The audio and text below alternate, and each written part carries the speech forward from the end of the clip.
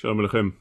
Last week, a Jewish reporter asked at the White House briefing, he asked the press secretary of whether President Trump is considering building the third temple, Beit HaMikdash HaShlishi. She politely answered him that it didn't come up. But let us just review of whether President can and is able halachically to build the Beit HaMikdash. Before we do that, let's see if Beit HaMikdash would be built by a human, or maybe it will come down from heaven already built. So it's well known that Rashi says that that's the way Beit HaMikdash HaShlishi, the third temple, will come down. It will come down ready from heaven. It descend from the Shamayim. He's not the only one that says that. We already find this in the Tanchuma and in the Zohar. It's brought that like that beferush over there, that the Beit HaMikdash HaShlishi would come down from Shamayim, ready, built with fire, and come down like that.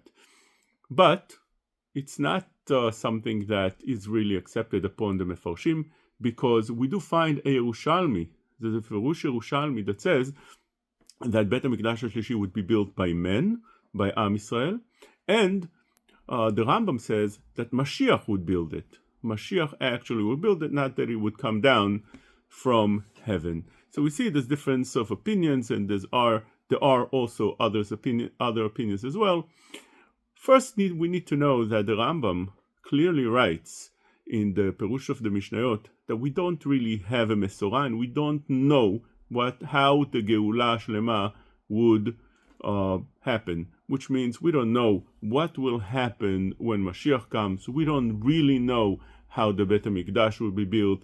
We have ideas.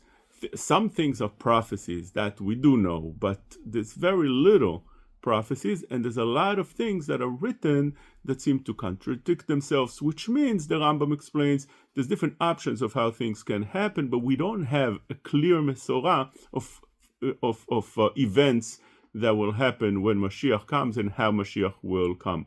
So could be there's different options of how the Beit HaMikdash would be built. But there are those Mefarshim that attempted to give an answer to this question. I gathered them over here, and I wrote that, for example, the Maramshik in Yoreh De'ah Reshut Gimel writes that it depends.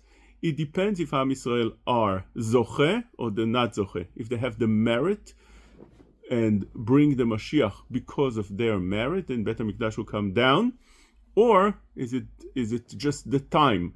It's known from the Navi that there's a chiluk between Be'ita and Achishena. Be'ita means when the time has come, which means HaKadosh Baruch Hu has a certain amount of time for this world, and then if HaKadosh Baruch Hu sees that Mashiach shouldn't come yet, so he'll bring him at the end of time. If not, it's Achishena. Achishena means with the merit of Am Yisrael. So therefore, if, says the Maramshik, if it will be Be'ita, which means at the right time, which means at the end of time, then HaKadosh Baruch Hu will not bring down the Beit HaMikdash, but rather it will be built by people, by Am Yisrael, and that shows that it's a less of a decree, because it's not as important as if a Mashiach or if HaKadosh Baruch Hu will bring down the Beit HaMikdash.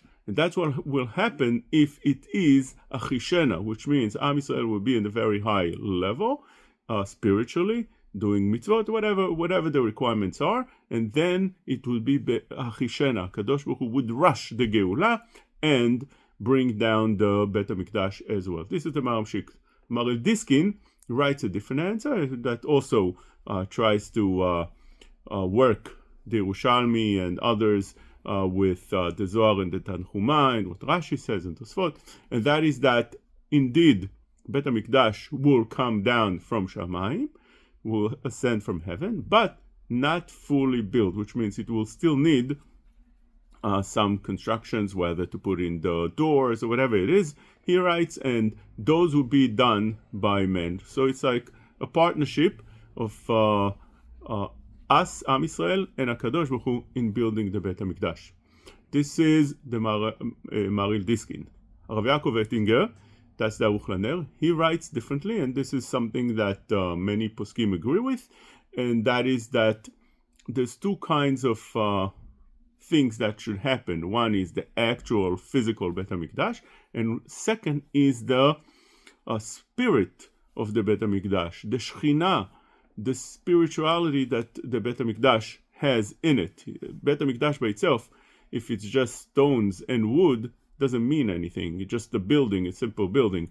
But rather you need the Shekhinah to be in it as well. And therefore, the building itself that man should do, and the Shekhinah, Kedosha, the spirit, should come down from heaven. This is how he works this out. There's rayot to this in a few places. Like for instance, it says in the pasuk, "Im HaKadosh Baruch Hu lo yivne bayit shavamlu bonav bo." Im Hashem lo yivne bayit. If Hashem doesn't build a house, so the workers build in vain. What do you mean they build in vain? If they build, so there's a house that's standing. So what do you mean they build in vain? Did they build or did they not build? If Hashem didn't help out, if Hashem didn't build it, then the workers that build the house, they build in vain. What does that mean? The meaning is that they build a house, which is just stone and wood. Doesn't mean much. You need to have the actual spirit of HaKadosh Baruch Hu, the Shekhinah Kedosha, the Ruchniut going into Beit HaMikdash. And that's what it means. Im Hashem lo yivne bayit, he doesn't put in the Shekhinah Kedosha in the bayit. So it's just a regular house. It's just wood and stones, and it doesn't mean much. We found this idea also with Shlomo HaMelech when he wanted to build the Beit HaMikdash. He's waiting for Shekhinah Kedosha to help out, and it took him time until he mentioned the name of David. Then he came down. But otherwise, just building Beit HaMikdash is meaningless. Now, that is the building of Beit HaMikdash, whether it should be done by men or come down from heaven. But can a goy build the Beit HaMikdash? Is that something that should be done, or it needs to be dafka by Am Yisrael? There is a pasuk that's beferush explains that Beit HaMikdash should be built with a lishma, which means for the sake of Hashem, as it says, "V'asu li mikdash v'shachanti betocham." Rashi says on that very pasuk, which is the pasuk that teaches us the obligation to build Beit HaMikdash, the pasuk of "V'asu li mikdash v'asu lishmi bet kedusha." It should be lishma. Now, since it needs to be lishma means that when you build a Beit HaMikdash, you need to have in mind, sometimes you need to even say it, that it's l'shem HaKadosh Baruch Hu. It's for the purpose of the house of Hashem. And therefore, a goy doesn't do that, and a goy is not in the parasha of lishma. It's only a Jewish adult. Even kids are not. So therefore, a goy can't build Beit HaMikdash. It seems to be simple from that pasuk that teaches the obligation of building the Beit HaMikdash, the mitzvah of building a Beit HaMikdash. Also, in Tiferet Yisrael, in Midot, Perek Aleph, the first Mishnah, Rav Asher Weiss brings this down.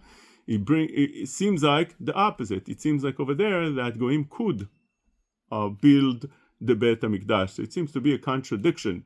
Rav Asher Weiss wants to explain that, yes, the goyim are able to help out in building, but not the actual building, which means they could fund it, they could make sure that nobody disturbs. There's obviously a lot of opposition to building a Beit HaMikdash. They could pave the way to building the Beit HaMikdash. But the actual building, the actual doing of the Beit HaMikdash needs to be lishma. This needs to be by a Jew. And there's a very interesting Rabbeinu Bechai in Vayik Yud Aleph Daled. He says like this. I'll read it down. He says, I'll just summarize what he says before I read it, that the Malchut Roma will be the one to build the third temple. Malchut Roma is known in the Rishonim to represent the Christian countries, which is now represented by the greatest country in the world. That's the United States of America, and it seems like they are the one that should be building the Beit HaMikdash. So the Rabbeinu Bechaya, which the they explain that everything that Rabbeinu Bechaya says is divrei Kabbalah, which means everything that he says is just not his interpretations, perushim to the psukim, but rather it's divrei Kabbalah. This is things that were received from the previous generation as authentic with that. It's not just perushim, even though perushim are also authentic, but this is something that's divrei Kabbalah. So he says like this, he says, במדרש תנחומא, למה נמשלה מלכות זו לחזיר? Rome was compared to a chazir, to a pig. Why? Chazir is מלשון שעתיד הקדוש ברוך הוא להחזיר עליהם מידת הדין. That הקדוש ברוך הוא would eventually bring back, chazir is from the לשון לחזור, להחזיר, will bring back what it destroyed. And he goes through explaining that the first Beit HaMikdash was built by Shlomo HaMelech from Zera Yehuda. Second Beit HaMikdash was built by Zerubbabel, that was also from Zera Yehuda. And then the Beit HaShlishi, since the Rome Empire destroyed it, they will bring back and build the Beit HaMikdash HaShlishi.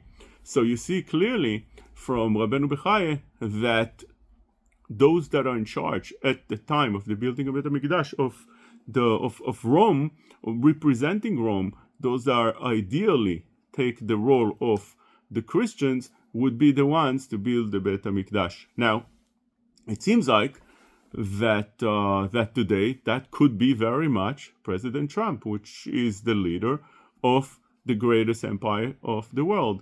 Rav Asher Weiss brings a raya that building doesn't mean actual building by people that are not able to do lishma, because we see that it says in Shabbat Kuf Yutet that en mevadlin tinokot shel bet rabban bishvil binyan Beit HaMikdash, which means when kids learn Torah, you don't disturb them in order to build Beit HaMikdash. When you need to build Beit HaMikdash, tinokot shel bet rabban, those that are learning, should not be disturbed. They should keep on learning. What's the havamina? What's the thought that I could use a kid to build the Beit HaMikdash? They're not able to do lishma until the bar mitzvah. The answer is that I wouldn't think that they're actually building, but to help out. There's a lot of things that you could do besides of putting the brick one on the other and putting cement or whatever's needed for the building of the Beit HaMikdash. Like for instance, bringing things, delivering them, whatever's needed, collecting the things that's needed, the material that's needed for building. So you see that there is such an idea, and Bezat Hashem, we should all be zocheh that maybe that President Trump would be the one to. By the way, it's interesting that it was surfaced to just that the reporter speaks about it in front of the entire world. These briefings are seen by the entire world. Just to speak about it, just to bring it out, already comes to the president's attention, and already he's surfaced on the table. People talk about it. People think about it. It's not something that's out of the blue. It's not something strange. She didn't like brush him off, saying that he's talking nonsense. Sometimes she does. When a person talks nonsense, she brushes him off, saying that he's a bad reporter, like the president does. Over here, she heard, and she said, "No, I never came to discussion," which means could be it will. It's a zchut of Am Yisrael that could bring this about.